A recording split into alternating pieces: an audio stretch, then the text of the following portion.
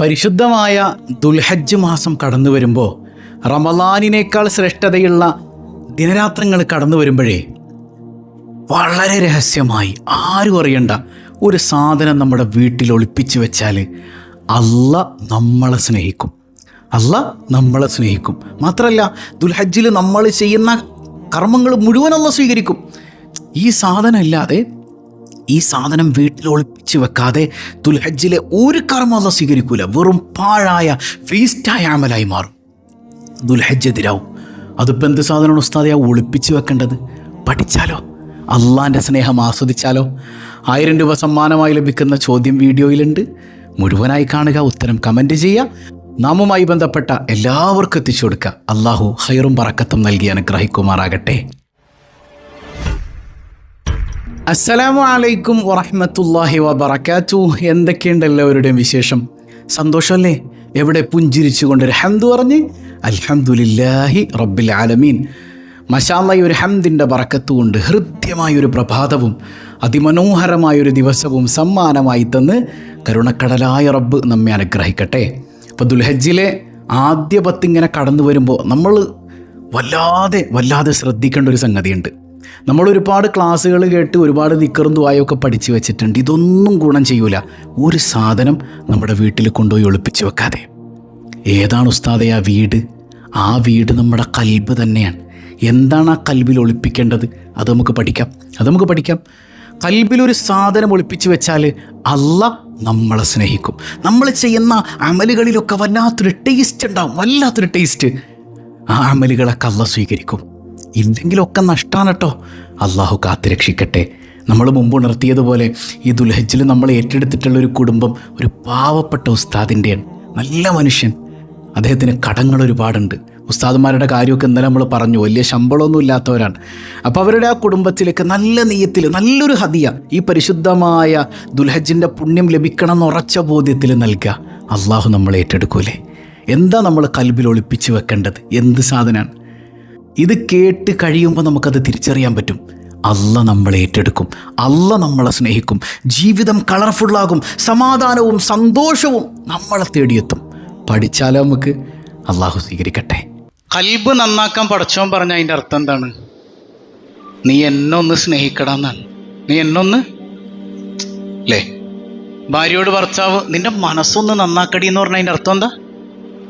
നിന്റെ മനസ്സിൽ എന്നെ ഒന്ന് കാണട്ടെ ഞാൻ, അല്ലേ? നിന്റെ മനസ്സിൽ ആരെ കാണണം? എനിക്ക് എന്നെ കാണണം. അത് അള്ളാഹ്ക്ക് ഭയങ്കര ഇഷ്ടമാണ്.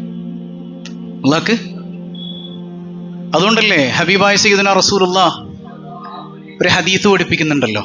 ഒരു ചെറിയ കുട്ടി മരിച്ചുപോയി, ഒരു മനുഷ്യൻ്റെ റൂഹൊക്കെ പിടിച്ചു കഴിഞ്ഞിട്ട് മലക്കുകൾ ഇങ്ങനെ ആകാശലോകത്തേക്ക് ചെല്ലുമ്പോൾ പടച്ചോൻ ചോദിക്കുന്നുണ്ട്, എൻ്റെ അടിമയുടെ കരളിൻ്റെ കഷ്ണത്തെ നിങ്ങൾ പറിച്ചെടുത്തോ? നഅം യാ റബ്ബി, നീ പറഞ്ഞിട്ടല്ലേ അല്ലാഹ്. ഇപ്പൊ പടച്ചോന് കേൾക്കേണ്ടത് അറിയാത്തതുകൊണ്ടല്ല, പടച്ചോന് വീണ്ടും കേൾക്കാൻ കൊതിയായിട്ടാണ്, അല്ലേ? മാദാ ഖാല അബ്ദി, എൻ്റെ അടിമ എന്താ പറഞ്ഞത്? ഹമിദക വസ്തർജ, ആദ്യം തന്നെ അൽഹംദുലില്ലാ എന്നങ്ങ് പറഞ്ഞു. സ്വന്തം കൈക്കുഞ്ഞ് മരിച്ചു കിടക്കണത് കണ്ടപ്പോ അള്ളാന്റെ അടിമ എന്താ പറഞ്ഞത്? അൽഹംദുലില്ലാ. കൽബിൽ ആരുള്ളത് കൊണ്ടാണ്. ഉടനെ അള്ളാഹ് പറയണ എന്താ? ഇബ്നൂലി അബ്ദി ബൈതൻ ഫിൽ ജന്ന സമ്മൂഹു ബൈത്തുൽ ഹംദ്, എൻ്റെ അടിമക്ക് സ്വർഗത്തിൽ ഒരു കൊട്ടാരം പണിയണം, ബൈത്തുൽ ഹംദ് എന്ന് പേര് വെക്കണം. അള്ളാഹു പറയുന്നതായി മുഹമ്മദുർ റസൂലുള്ളാഹ്. അപ്പൊ കൽബിൽ പടച്ചോനുണ്ടെങ്കിലാണ് ഉപദേശങ്ങൾ പോലും ഫലിക്കുള്ളൂ. ഇപ്പൊ നമ്മൾ കുറെ ക്ലാസ്സുകളൊക്കെ കേട്ടു പോകുന്നുണ്ട്. ഇത് ഫലിക്കണമെങ്കിൽ ആരോടുള്ള സ്നേഹം വേണം കൽബില്, അല്ലേ? എന്നെക്കാൾ വലുത് ആരാകണം? അള്ളയാകണം. എൻ്റെ കൽബിൽ ഞാനെന്ന ഭാവം പടച്ചോനേക്കാൾ മികച്ചു നിൽക്കണോണ്ടാണ് നമുക്ക് ഉപദേശങ്ങളൊന്നും ഫലിക്കാത്തത്. ഉപദേശങ്ങൾ ഫലിക്കുക എന്നുള്ള ഉപദേശം മാത്രമല്ല, ഖുർആൻ തന്നെ ഫലിക്കണത് ആർക്കാണ്? അള്ളാഹ് പറയുന്നുണ്ട് സൂറത്തു ഖാഫിന്റെ 32-ാമത്തെ ആയത്ത്, ഇന്ന ഫീ ദാലിക ലദിക്റാ ലിമൻ കാന ലഹു ഖൽബുൻ. ഖുർആൻ ഉപകരിക്കുന്നത് കൽബുള്ളവനാണ്, ഹൃദയമുള്ളവനാണ്. ഹൃദയമില്ലാത്ത ആരെങ്കിലും കൂട്ടത്തിലുണ്ടോ? എന്നിട്ട് നമുക്കൊന്നും ഉപകരിച്ചില്ലല്ലോ. നിനക്ക് കണ്ണില്ലേടാന്ന് ചോദിക്കൂലേ നമ്മള്? കണ്ണില്ലാത്തത് കൊണ്ടാണോ? കാണേണ്ടത് കാണണം, അല്ലേ? അള്ളാനെ അറിയുന്ന കൽബുണ്ടെങ്കിൽ ഖുർആൻ നമുക്ക്, നിങ്ങൾ പറയും ഖുർആൻ നമുക്ക്, നിങ്ങൾ പറയണില്ല. ഖുർആൻ എന്ത് ചെയ്യും? ഉറക്കം വരുന്നുണ്ടോ? പഴയ ഉഷാറൊക്കെ പോയിട്ടുണ്ട് അല്ലേ? ലൈറ്റ് കുറഞ്ഞത് കൊണ്ടാണോ? ഇല്ല. ഖുർആൻ ഉപകരിക്കണമെങ്കിൽ കൽബിൽ ആരോടുള്ള സ്നേഹം വേണം? നല്ല സ്നേഹം വേണം. അള്ളാഹ് നോക്കണത് എങ്ങോട്ടാന്ന് നമ്മൾ പറഞ്ഞു. എങ്ങോട്ടാ? തലക്കെട്ടിലേക്ക് അള്ളാഹ് നോക്കുവോ? ഇത് സെക്കൻഡറിയാണ്. ആദ്യം എങ്ങോട്ടാ നോക്ക? ഒരു ഹദീസ് നമുക്ക് ഏറെ സുപരിചിതൻ. ഇന്നല്ലാഹ ലാ യൻദുറു ഇലാ സുവരിക്കും വലാ ഇലാ അജ്സാമിക്കും വലാകിൻ യൻദുറുല്ലാഹു ഇലാ ഖുലൂബിക്കും. നിങ്ങളുടെ രൂപത്തിലേക്കോ നിങ്ങളുടെ വലിയ ഗുമ്മായിട്ട് ഇങ്ങനെ നടക്കണില്ല, അതിലേക്കൊന്നും പടച്ചോ നോക്കൂലടാ. നിങ്ങളുടെ തലക്കെട്ടിലേക്കല്ല നോക്കോ? നിങ്ങളുടെ താടിയിലേക്കല്ല നോക്കോ? നിങ്ങൾ ഈ ഞെരിയാണിക്ക് മേലുള്ള പാൻറിലേക്കല്ല നോക്കോ? ഇല്ല, ഇതിലേക്കൊന്നും അല്ല നോക്കൂല. വലാകിൻ യൻദുറുല്ലാഹു ഇലാ ഖുലൂബിക്കും. ഹൃദയത്തിലേക്ക് പടച്ചോ നോക്കുള്ളൂ. ഹൃദയത്തിൽ ഞാനുണ്ടോ എന്നാ പിന്നെ തലക്കെട്ട് ഓക്കെയാണ്. ഹൃദയത്തിൽ ഞാനുണ്ടോ? ഏത് ഞാൻ? അല്ലുണ്ടോ? ഞാനെന്ന ഭാവം ഉണ്ടെങ്കിൽ പോയി. താടിയും തലക്കെട്ട് ഞാനിപ്പോ ഇങ്ങനെ കന്തൂറൊക്കെ ഇട്ട് ഇല്ലേ, ഒരു ഷോളൊക്കെ ഇട്ട് വലിയ തലക്കെട്ടൊക്കെ ഇട്ടിട്ട് എന്റെ തലക്കെട്ടിന് 13 അടുക്കുണ്ട്, അറക്കുണ്ട്. അങ്ങനെ എന്നെ എന്തിനുള്ള ഈ തലക്കെട്ട് അല്ലാക്കണോ? വേണ്ട. പടച്ചോൻ കുപ്പത്തൊട്ടിയിലേക്ക് വലിച്ചെറിയും. പ്രണയമുള്ള ഇബാദത്തുകൾ മതി ആർക്ക്? ഞാൻ ചോദിക്കട്ടെ, നമ്മള് പടപ്പുകളുടെ നോട്ടസ്ഥാനമൊക്കെ നമ്മൾ ഭംഗിയാക്കി വെക്കാറുണ്ട് ഇല്ലേ? ഉണ്ടോ ഇല്ലേ? ടൈലിടാത്ത വീട് ആർക്കൊക്കെ ഉണ്ട് കൂട്ടത്തില്?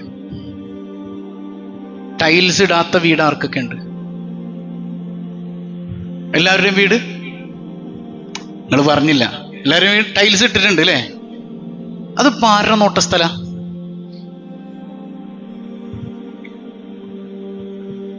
ആരുടെ നോട്ടസ്ഥല? നിങ്ങൾ പറയണില്ല. ആരുടെ നോട്ടസ്ഥലാണ്? നാട്ടുകാരുടെ, ജനങ്ങളുടെ നോട്ടസ്ഥലാണ് അല്ലേ? ആണോ അല്ലേ? വണ്ടിയിൽ എല്ലാവർക്കും, സ്കൂട്ടറെങ്കിലും ഇല്ലാത്ത ആരെങ്കിലും ഉണ്ടോ കൂട്ടത്തില്? ഇല്ല. പൊട്ടി പിടിച്ച് കിടക്കുന്ന സ്കൂട്ടർ നമ്മൾ കഴുകി തുടയ്ക്കൂലേ? ക്ലീൻ ആക്കൂലേ? ആരുടെ നോട്ടസ്ഥലാണത്? നാട്ടുകാരുടെ മുമ്പിലേക്കാ കൊണ്ടുപോകണത്. അന്ന് പൊടിയൊക്കെ കള മനുഷ്യ, ഒരു വൃത്തിമേനയില്ലാത്ത വീട്ടിൽ നിന്ന് ഇറങ്ങണമെന്ന് വിചാരിക്കും ആൾക്കാർ. ആരോ പറയും? ആ പെണ്ണുപിള്ള പറയും. ഇനിയിപ്പോ നിങ്ങൾ നടന്നു പോകുമ്പോഴത്തേക്കും കീറി പറഞ്ഞൊരു ഷർട്ടാണ് ഇട്ടേക്കണെങ്കിൽ പെണ്ണുമ്പുള്ള പെടലേക്ക് പിടിക്കും. എന്ത് കോലത്തിലേ പോണത്? പള്ളിയിലോട്ടല്ലേ പോണത്? നല്ല ഡ്രസ് ഇട്ടുണ്ട് പോ. ആരുടെ നോട്ടസ്ഥലാണ്? നാട്ടുകാരെന്തു പറയും? ഇതൊക്കെ നമ്മൾ റെഡിയാക്കാനുണ്ട്. നമ്മള് ടൈൽസ് ഇടാതെ പോയൊരു സ്ഥലമുണ്ട്. ഇതെവിടെയാ? അത് ആരുടെ നോട്ടസ്ഥല? അവിടെ നമ്മൾ പരിഗണിച്ചിട്ടില്ല. അള്ളാന്റെ നോട്ടസ്ഥലത്തെ പരിഗണിക്കാതെ ജനങ്ങളുടെ നോട്ടസ്ഥലത്തെ പരിഗണിച്ചാൽ ഖുർആൻ പോലും അവർക്ക് ഉപകരിക്കൂല. പരിശുദ്ധ റസൂൽ ഹദീസുകളിൽ നിന്ന് പോലും അത് വ്യക്തമാണ്. മനസ്സിലാവുന്നുണ്ടോ? ഈ ഹൃദയം ശുദ്ധീകരിക്കുന്നതില് ജനങ്ങള് 4 തട്ടിലാണെന്ന് ഇമാമുൽ ഗസാലി. നമ്മൾ ഏത് തട്ടിലാന്ന് നമുക്ക് നോക്കിയാലോ? നോക്കാം. അതായത് ഒന്നാമത്തെ വിഭാഗം ഏതാണെന്നറിയോ? അവര് കൽബും ശുദ്ധിയാണ്, പുറവും ശുദ്ധിയാണ്, രണ്ടും ശുദ്ധിയായിരിക്കും. ഇവരെ അള്ളാഹ്ക്ക് ഭയങ്കര ഇഷ്ടമാണ്. ഇവരെ അള്ളാഹ്ക്ക് ഹബീബായ സയ്യിദുനാ റസൂലുള്ളാഹ് ഇവര് മധുരമുള്ള നാരങ്ങ പോലെയാണെന്ന് മുഹമ്മദ് മുസ്തഫ. മധുരമുള്ള നാരങ്ങയുടെ ഗുണം എന്താ? നാരങ്ങയ്ക്ക് നല്ല മണമാണ് അല്ലേ? കഴിക്കാനും രുചിയാണ്. ഉള്ളും രുചിയാണ്, പുറവും രുചിയാണ്. യാത്രയൊക്കെ പോകുമ്പോൾ ഒരു വോമിറ്റിംഗ് ടെൻഡൻസി വരുമ്പോൾ അന്ന് മണത്തിയാൽ മതി, ഒരു ആശ്വാസം കിട്ടും അല്ലേ? ഉള്ളും ശുദ്ധിയാണ്, പുറവും ശുദ്ധിയാണ്. ഇവരെ അള്ളാഹ്ക്ക് ഭയങ്കര ഇഷ്ടമാണെന്ന് മുഹമ്മദ് റസൂലുള്ളാഹ്. ഇന്നല്ലാഹ യുഹിബ്ബുത് തവ്വാബീൻ വയുഹിബ്ബുൽ മുത്തത്വഹിരീൻ. ഹൃദയം പശ്ചാത്താപം കൊണ്ട് കഴുകിയെടുത്തവർ, പുറമേ ശുദ്ധിയുള്ളവർ, ഈ 2 കൂട്ടരെയും ആർക്കിഷ്ടാണ്? അപ്പൊ ഈ 2 ക്വാളിറ്റിയും നിങ്ങളിലുണ്ടോ? നിങ്ങൾ അള്ളാഹ്ക്ക് അത്രമേൽ പ്രിയപ്പെട്ടവരാണ് മുഹമ്മദ് റസൂലുള്ളാഹ്. ഇവരാണ് ഏറ്റവും ടോപ്പ് ക്ലാസ്സിലുള്ളവർ. അമ്പിയാക്കൾ, ഔലിയാക്കൾ, സ്വാലിഹീങ്ങളൊക്കെ ഫസ്റ്റ് ഡിഗ്രി ഔലിയാക്കളൊക്കെ ഇവരാണ്. നമ്മളങ്ങനെ ആകണം എന്ന് അള്ളാഹു അങ്ങനെ ആക്കി തരട്ടെ. ചുരുക്കി പറയണ്ട, വിശദീകരണത്തിലേക്ക് പിന്നെ വരാം. രണ്ടാമത്തെ ഒരു വിഭാഗം ആരാന്നറിയോ? അതായത് ഒന്നാമത്തതിലാണ് നമ്മൾ പെടേണ്ടത്. മിനിമം രണ്ടാമത്തതെങ്കിലും പെടണം. രണ്ടാമത്തെ വിഭാഗം ഏതാ? കൽബ് പക്ക നീറ്റാണ്. അള്ള നോക്കുന്നിടം പക്ക, എന്നാ ജനങ്ങൾ നോക്കുന്നിടത്തേക്ക് ഒരു മൈൻഡുമില്ല. അങ്ങനെയുള്ള കുറച്ചടിമകൾ അള്ളാഹുവിനുണ്ട് എന്ന് ആരും പഠിപ്പിച്ചിട്ടുണ്ട്. സയ്യിദുനാ റസൂലുള്ളാഹ് ഒരു ചെളിയിൽ വീണ സ്വർണം പോലെയാണ്. ചെളിയിൽ വീണ ചെളി നമുക്ക് കാണുമ്പോൾ നമ്മളങ്ങോട്ട് മാറ്റി നിർത്തും. എന്നാൽ കഴുകിയെടുത്താൽ സ്വർണത്തിന്റെ മൂല്യത്തിന് വല്ല മാറ്റം ഉണ്ടാവുമോ? ഇതുപോലെയാണ് അവരുടെ കൽബ്. അവരുടെ കൽബ് അങ്ങനെയാണ്. അങ്ങനെ കുറച്ച് അടിമകൾ അള്ളാഹുവിനുണ്ട്. ഒരുപാട് ചരിത്രങ്ങൾ കാണാം. മുക്കാശഫത്തുൽ ഖുലൂബ് എന്ന് പറയുന്ന ഒരു കിതാബുണ്ട് ഇമാം ഗസ്സാലിക്ക് റഹിമഹുല്ലാ. മൂസാ നബി അലൈഹി ഇസ്ലാമിന്റെ കാലഘട്ടത്തിൽ ഒരു മനുഷ്യനുണ്ടായിരുന്നു.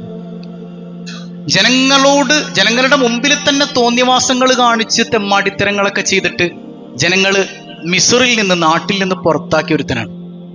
അത്ര തെമ്മാടിയായിരുന്നു, അത്ര വെറുക്കപ്പെട്ടവനായിരുന്നു. ചിലരെ കുറിച്ച് നാട്ടുകാർ പറയൂലേ, ഇവനാണ് എന്റെ പുള്ളനെ ചീത്തയാക്കിയത്, ഇവൻ ഈ നാട്ടിൽ നിന്ന് പോയാലേ രക്ഷപ്പെടുകയുള്ളൂ. അങ്ങനത്തെ ഒരുത്തനായിരുന്നു. നാട് വിട്ടു,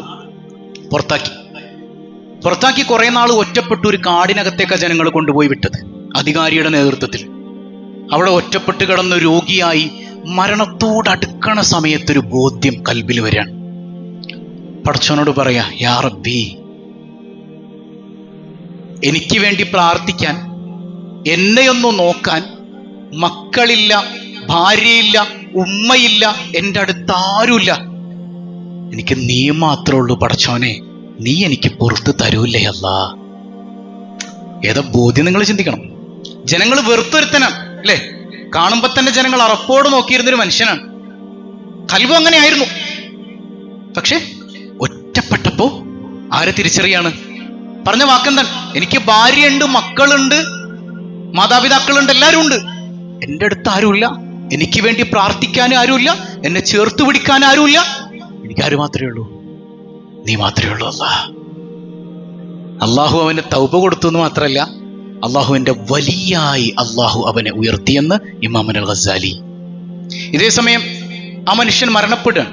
മൂസാ നബി അലൈഹി ഇസ്ലാമിന് വഹി വരുന്നുണ്ട്, എൻ്റെ ഒരു ഇഷ്ടദാസൻ ഇന്നാലിന്ന സ്ഥലത്ത് മരിച്ചു കിടപ്പുണ്ട്, നിങ്ങൾ ചെല്ലണം, ചെന്നിട്ട് നിങ്ങളുടെ കൈകൊണ്ട് ജനാസ കുളിപ്പിച്ച് വൃത്തിയാക്കി ഖബറടക്കം ചെയ്യണം.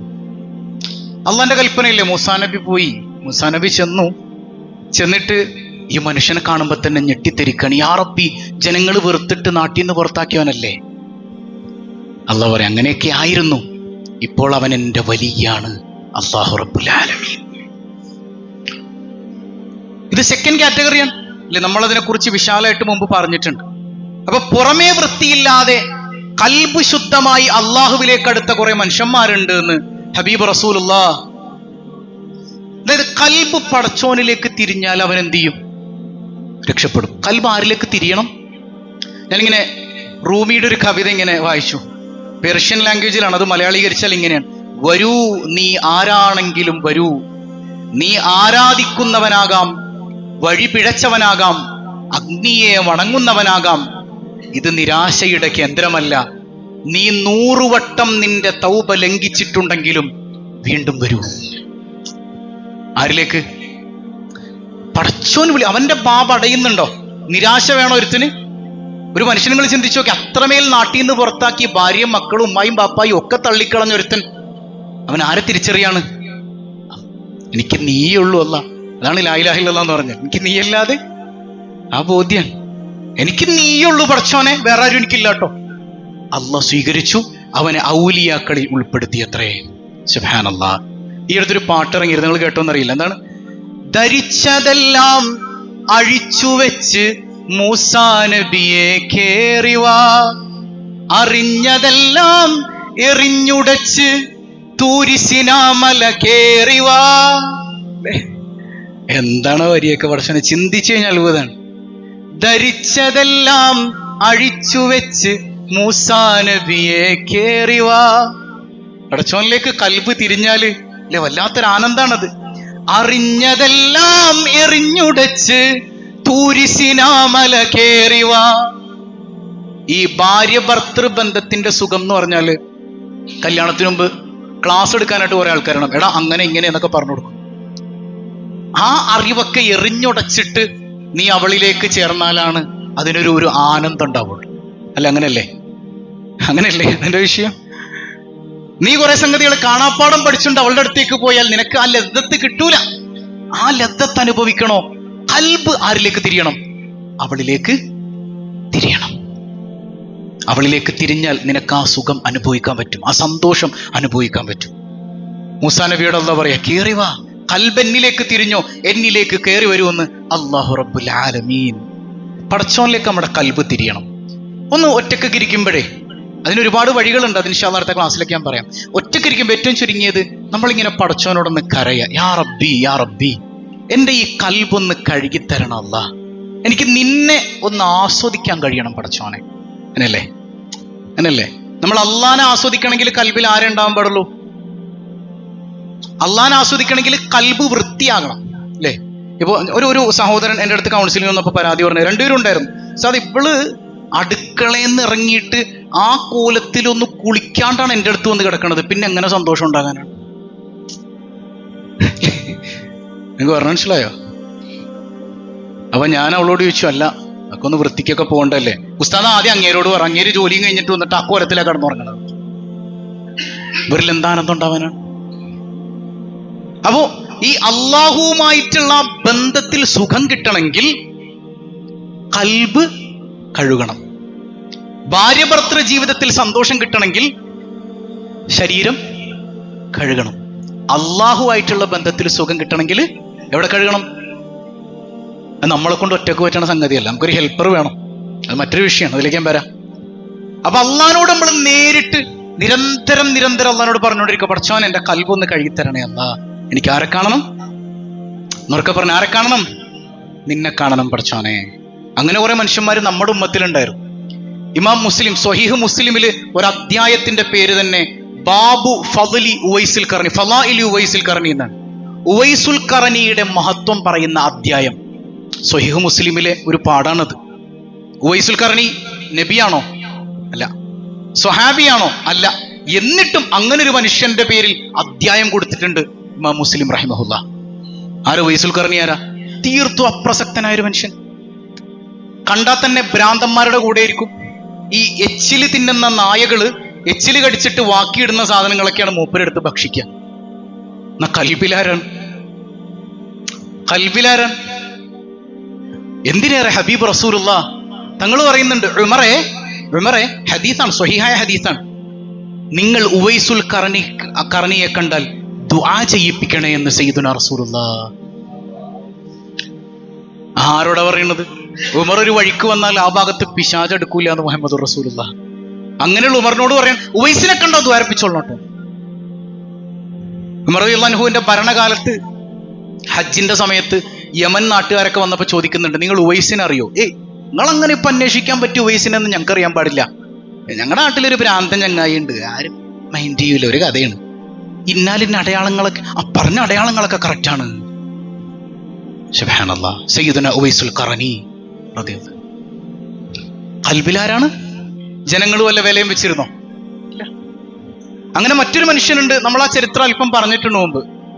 നമ്മുടെ ഉസ്മാനി ഖിലാഫത്തിൽപ്പെട്ട സുലൈമാനുൽ ഖാനൂനി എന്ന് പറയുന്ന രാജാവുണ്ടായിരുന്നു. ഞാൻ ജുമാക്ക ചരിത്രം പറഞ്ഞിട്ടുണ്ട്.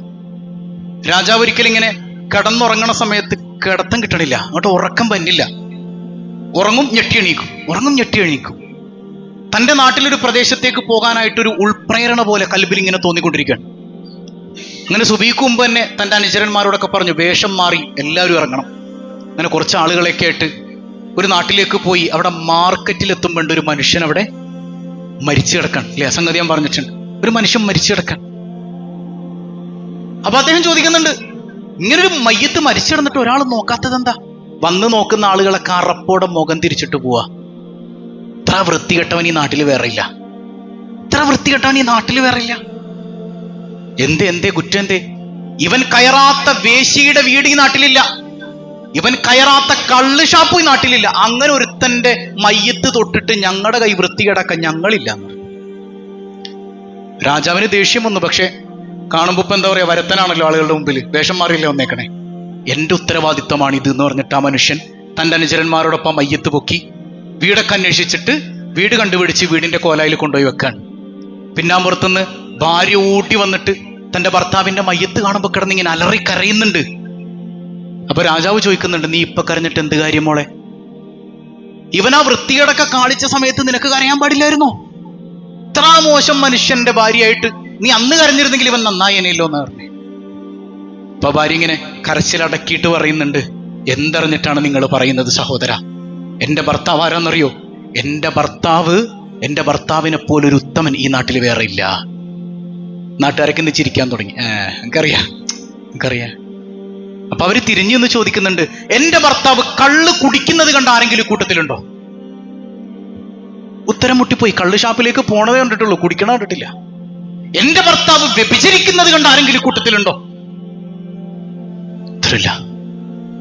എന്റെ ഭർത്താവ് തഹജ്ജുദ് നിസ്കരിക്കണത് പോലെ ഒറ്റൊരുത്തനും ഈ കൂട്ടത്തിൽ തഹജ്ജുദ് നിസ്കരിച്ചിട്ടുണ്ടാവൂല. പിന്നെ എന്തിന് എന്റെ ഭർത്താവ് കള്ള് ഷാപ്പിൽ പോണെന്നറിയോ? എന്റെ ഭർത്താവ് എന്തിനാ വേശ്യാലയത്തിലേക്ക് പോണെന്നറിയോ? നല്ലോണം അധ്വാനിക്കും, കിട്ടുന്ന പൈസ ഇങ്ങനെ കൂട്ടിവെച്ചിട്ട് ഇടക്കിടക്ക് കള്ളു ഷാപ്പിലേക്ക് പോയിട്ട് മദ്യക്കുപ്പികൾ വാങ്ങും. അവിടെയുള്ള മദ്യക്കുപ്പി മുഴുവൻ വാങ്ങി വീട്ടിലേക്ക് കൊണ്ടുവന്നിട്ട് വീടിന്റെ പിൻഭാഗത്തൊരു കുഴി കുത്തിയിട്ട് ആ കുഴിയിലേക്ക് കള്ളുകുപ്പി മുഴുവൻ എറിഞ്ഞു പൊട്ടിക്കും. എന്നിട്ട് പറയും, അൽഹംദുലില്ലാഹ് പടച്ചോനെ, നിന്റെ അടിമകളെ കള്ളുകുടിയിൽ നിന്ന് ഇന്ന് മാറ്റി നിർത്താൻ നീ തന്നതുകൊണ്ട് എനിക്ക് സാധിച്ചല്ലോ അല്ലാഹ്, അൽഹംദുലില്ലാഹ്.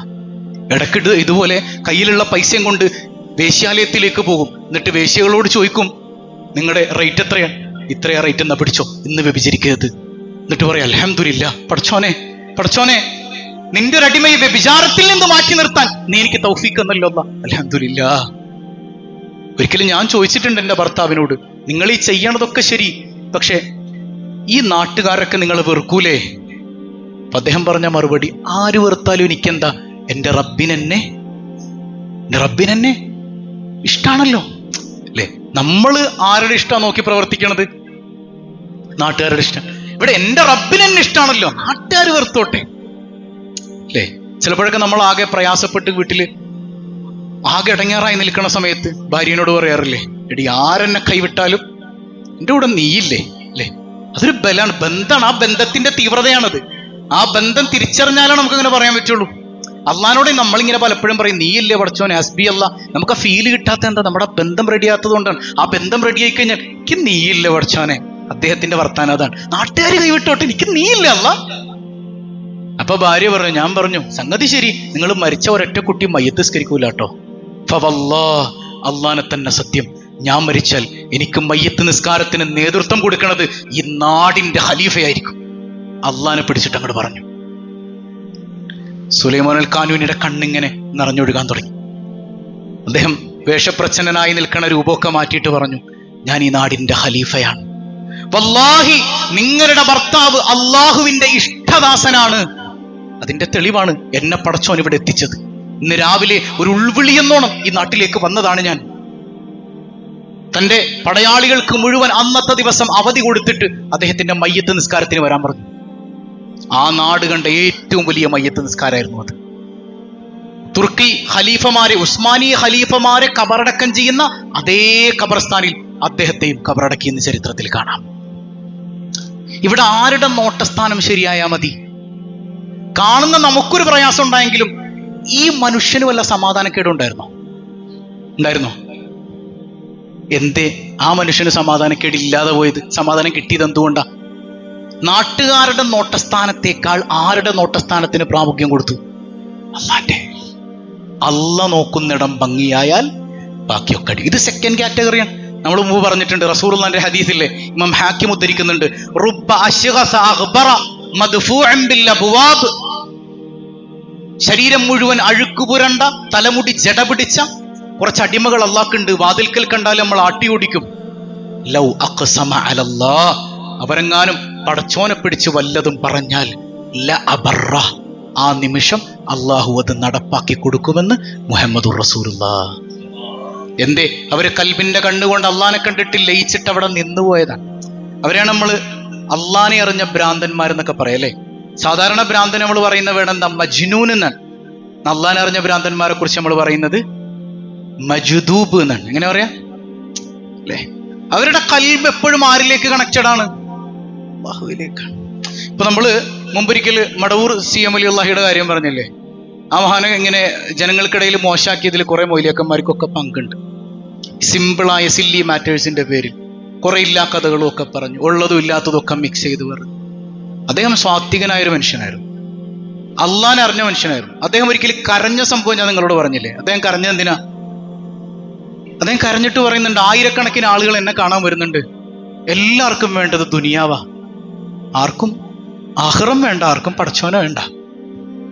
അവരാരെങ്കിലും എന്നോട് എന്റെ കൽബൊന്ന് തുറന്നിട്ടാൽ നിങ്ങൾ ദ്വാരക്കണം എന്ന് പറഞ്ഞിട്ടില്ല. എല്ലാവർക്കും വേണ്ടത് കടം വീടണം, മക്കളെ വേണം, അത് വേണം, ഇത് വേണം, അള്ളാനെ വേണ്ട. അല്ലേ? അവരുടെ കൽബ്, അവരത്രത്തോളം അള്ളാഹുമായി കണക്റ്റഡ് ആണ്. നമ്മൾ ഈ സില്ലി മാറ്റേഴ്സിന് വേണ്ടി അവർ താഴേക്ക് ഇറങ്ങി വരണം. നമുക്ക് മനസ്സിലാവുന്നുണ്ടോ? നമ്മൾ മുഖ്യമന്ത്രിയുടെ അടുക്കൽ ചെന്നിട്ട് എൻ്റെ വീടിന്റെ ഒരു ആ ഭാഗത്തെ ഒരു ചെടി നടണം, ഒന്ന് കിളച്ചു തരുമോ നമ്മൾ പറയോ? സില്ല, അതൊക്കെ ചെറിയ അതിനൊക്കെ വേറെ ആളുണ്ട് എന്ന് പറഞ്ഞത് പറയണ്ടെന്നല്ല ഞാൻ ഈ പറയണത്. പക്ഷെ ഏറ്റവും വലിയൊരു മഖാമിൽ നിൽക്കുന്നവരോട് നമുക്ക് പറയാനുള്ള എന്താ? നിങ്ങളൊക്കെ പടച്ചോനെ ആസ്വദിച്ചതുപോലെ ഞങ്ങൾക്കും ഒന്ന് പടച്ചോനെ അറിയണ്ടേ, അതിനുള്ളൊരു വഴി കാണിച്ചു തരണം, അതല്ലേ നമ്മൾ പറയേണ്ടത്. അപ്പൊ അവരൊക്കെ അങ്ങനെ അള്ളാനെ കണ്ടവരാണ്. പക്ഷെ ഈ പറഞ്ഞ ക്വാളിറ്റി ഉള്ളവര്, ഈ പറഞ്ഞ സെക്കൻഡ് കാറ്റഗറിയിലുള്ളവര് രണ്ടാം തരക്കാരാണ്. നമുക്ക് വേണ്ടത് ഏതാ? ഉള്ളും ശുദ്ധിയാകണം, പുറവും ശുദ്ധിയാക്കണം. രണ്ടാം കാറ്റഗറിയിൽ ഏതാണ്? പുറം വൃത്തിയില്ലെങ്കിലും ഉള്ളിൽ ആരുണ്ട്? അല്ല, ഇത് രണ്ടാമത്തെ കാറ്റഗറിയാണ്. മിനിമം ഇതെങ്കിലും വേണം എന്ന ഏറ്റവും നല്ലത് ഏതാണ്? ഉള്ളും പുറവും ശുദ്ധിയായിരിക്കണം. അവരല്ലാഹ്ക്ക് ഭയങ്കര ഇഷ്ടമാണ്. യുഹിബ്ബു തവ്വാബീൻ വ യുഹിബ്ബുൽ മുത്തത്വഹിരീൻ. 3, 4 നമ്മൾ ആകാനേ പാടില്ല. ഏതാണ് ആ വിഭാഗം? ഇനി ഈ വിഷയത്തെക്കുറിച്ച് ഇത്തിരി എക്സ്പ്ലനേഷൻ ചെയ്യാനുണ്ട് നമുക്ക്. ഇത് കിട്ടാനുള്ള വഴികൾ എന്തൊക്കെയാണ്? ഇങ്ങനെ കൽബിലൊക്കെ ഈ ഒരു സംഗതി കിട്ടാനായിട്ട് പ്രാർത്ഥന മാത്രമല്ല, വേറെ ചില സംഗതികളുണ്ട്. നമുക്ക് അടുത്ത ആഴ്ച വിശദീകരിച്ചാൽ പോരെ? എല്ലാവരും ഉണ്ടാവൂലേ?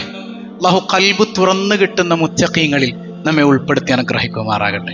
ആ കൽബൊന്ന് തുറക്കണമെന്ന ആ ഒരു അതിയായ ആഗ്രഹത്തിൽ നമ്മുടെ ആ പ്രണയഗാനം ഒന്നുകൂടെ പാടിക്ക്. ഹസ്ബി റബ്ബി ജല്ലല്ലാഹ് മാ ഫീ ഖൽബി ഗൈറുല്ലാഹ് നൂർ മുഹമ്മദ് സല്ലല്ലാഹു ലാ ഇലാഹ ഇല്ലല്ലാഹ്.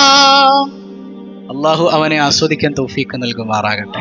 അൽഹംദുലില്ലാഹി റബ്ബിൽ ആലമീൻ. ഇപ്പൊ സംഗതി എനിക്ക് പിടികിട്ടിയില്ലേ? എന്താ നമ്മൾ കൽബിൽ ഒളിപ്പിച്ചു വെക്കേണ്ടത്? വീടാകുന്ന കൽബിൽ അള്ളാഹിനോടുള്ള പ്രണയമാണ് ഒളിപ്പിച്ചു വെക്കേണ്ടത്. അള്ളാഹിനോടുള്ള അതികഠിനമായ പ്രണയം. ആ പ്രണയമുണ്ടോ, അള്ളാഹ് നമ്മളെ പ്രണയിക്കും. ദുൽഹജ്ജ് നമുക്കുള്ളതാണോ? നമ്മൾ ചെയ്യുന്ന അമലിലൊക്കെ വല്ലാത്തൊരു ഫീലാണ്. എൻ്റെ റബ്ബിന് വേണ്ടി ചെയ്യുന്നത് എന്നുള്ളൊരു ഫീൽ കിട്ടും. ആ ഫീലാണ് അല്ലേ? അതായത് ഭാര്യ ഇപ്പോൾ ഭർത്താവിന് വേണ്ടി ഫുഡ് ഉണ്ടാക്കുമ്പോൾ സ്നേഹം ഉണ്ടെങ്കിൽ എൻ്റെ ഇക്കാക്കാക്ക് വേണ്ടി നല്ല ടേസ്റ്റിലുണ്ടാക്കണം. നമ്മുടെ നിസ്കാരവും നമ്മുടെ ദിക്ർ ഇതൊക്കെ അങ്ങനെ ആയിത്തീരണം. എൻ്റെ റബ്ബിന് വേണ്ടി, എൻ്റെ വടച്ചൻ, എൻ്റെ റബ്ബ്. ഈ ബോധ്യത്തിൽ ദുൽഹജ്ജിൽ അമല് ചെയ്താണ്ടല്ലോ, സെറ്റാണ്, ലൈഫ് കളറാണ്. ഈ മജ്ലിസ് നിങ്ങൾ ഒരാളെങ്കിലും ഒരു ഗ്രൂപ്പിലേക്കെങ്കിലും ഷെയർ ചെയ്യാതെ ഒരാളും പോകരുത്. കാരണം ഇത് കണ്ടാൽ കൽബിലൊരു മാറ്റം ഉണ്ടാകും. ഒരു മുസ്ലിമായ മനുഷ്യനാണെങ്കിൽ ഉണ്ടാവൂലേ? നിങ്ങൾ പറയും ഉണ്ടാവൂലേ? അള്ളാഹു തൗഫീഖ് ചെയ്യട്ടെ. അപ്പോൾ ഇന്ന് രാത്രി മുതൽ നമ്മുടെ മജ്ലിസ് കൃത്യം 7 മണിക്കാണ്. 7 മണിക്ക് പോരെ? എല്ലാവരും എന്തൊക്കെ തിരക്കുണ്ടെങ്കിലും അതൊക്കെ മാറ്റിവെച്ച് മജ്ലിസിൽ പങ്കെടുക്കണം. അള്ളാഹു സ്വീകരിക്കട്ടെ. റിലീഫ് ഫണ്ടിലേക്ക് ഹദിയ ചെയ്തവരുണ്ട്. ലക്ഷ്യങ്ങളെല്ലാം അള്ളാഹു പൂർത്തീകരിക്കട്ടെ. ഇന്നലെ നമ്മൾ ചോദിച്ചു, ഹജ്ജിൻ്റെ അമലുകൾ തുടങ്ങുന്നത് ദുൽഹജ്ജിലെ ഏത് ദിവസമാണ്? എല്ലാവരും കമൻറ്റ് ചെയ്തിട്ടുണ്ട് അത് ദുൽഹജ്ജ് 8-നാണ് അല്ലേ? അള്ളാഹു ബറക്കത്ത് ചെയ്യട്ടെ. ശരി, ആ 8-ന് പറയുന്ന പേരെന്താണ്? 1000 രൂപ സമ്മാനമായി ലഭിക്കുന്ന ഇന്നത്തെ ചോദ്യമാണ്. ദുൽഹജ്ജ് 8-ന് പറയുന്ന പേര്, ആ ദിവസത്തിന് പറയുന്ന പേരെന്താണ്? കമൻറ്റ് ചെയ്യുക. അള്ളാഹു ബറക്കത്ത് ചെയ്യട്ടെ. പതിവായി ചൊല്ലുന്ന ദിക്ർ സുബ്ഹാനല്ലാഹി വബിഹംദിഹി عدد خلقه ورضا نفسه وزنة عرشه ومداد كلماته. سبحان الله وبحمده عدد خلقه ورضا نفسه وزنة عرشه ومداد كلماته. سبحان الله وبحمده عدد خلقه ورضا نفسه وزنة عرشه ومداد كلماته. അൽഹംദുലില്ലാഹി റബ്ബിൽ ആലമീൻ. അല്ലാഹുമ്മ സ്വല്ലി അലാ സയ്യിദിന മുഹമ്മദിൻ വഅലാ അലി സയ്യിദിന മുഹമ്മദ്. അർഹമുർറാഹിമായ റബ്ബേ, ഈ സദസ്സ് നീ സ്വീകരിക്കണേ അല്ലാ. നിന്നെ കാണുന്ന കൽബ് തരണയല്ല, നിന്നോടുള്ള പ്രണയം തരണയല്ല, നിന്നെ തിരിച്ചറിയാൻ തൗഫീക്ക് നൽകണയല്ല. ഈ സദസ്സിൻ്റെ ബർക്കത്ത് കൊണ്ട് നിന്നെ ആസ്വദിക്കാൻ, മുത്തായ തങ്ങളെ പ്രണയിക്കാൻ ഞങ്ങൾക്ക് തൗഫീക്ക് നൽകണയല്ല. ദുആ കൊണ്ട് വസിയത്ത് ചെയ്യുന്ന, റിലീഫ് പദ്ധതിയിലേക്ക് ഹദിയ ചെയ്യുന്ന ഒരുപാട് ആളുകളുണ്ട്. അവരുടെ കണ്ണുനീർ നീ തുടയ്ക്കണയല്ല. അസുഖബാധിതർക്ക് ശമനം നൽകണയല്ല. വേദനകളെല്ലാം അകറ്റണയല്ല. യാ റബ്ബന, ഒരുപാട് പ്രയാസങ്ങൾ അനുഭവിക്കുന്നവരുണ്ട്. ശിഫാ നൽകണയല്ല. ഞങ്ങളുടെ കുടുംബത്തിൽ സന്തോഷം തരണയല്ല. മക്കളെ നന്നാക്കണയല്ല. ശോഭനമായ ഭാവി നൽകണയല്ല. ഉന്നത വിജയം നൽകണയല്ല. പടച്ചവനെ, ഹൈറായ അഡ്മിഷൻ നൽകണയല്ല. മക്കളില്ലാത്തവരുടെ കണ്ണുനീർ തുടയ്ക്കണയല്ല. സിഹറുകൾ, കണ്ണേറുകൾ ബാത്തിലാക്കണയല്ല. ദുആ കൊണ്ട് വസിയത്ത് ചെയ്ത ആരെല്ലാമുണ്ടോ, എന്തെല്ലാം കമൻറ്റുകളുണ്ടോ, മനസ്സിൽ എന്തെല്ലാം ദുആ വസിയത്തുണ്ടോ, അതൊക്കെ നീ ഹാസിലാക്കണയല്ല.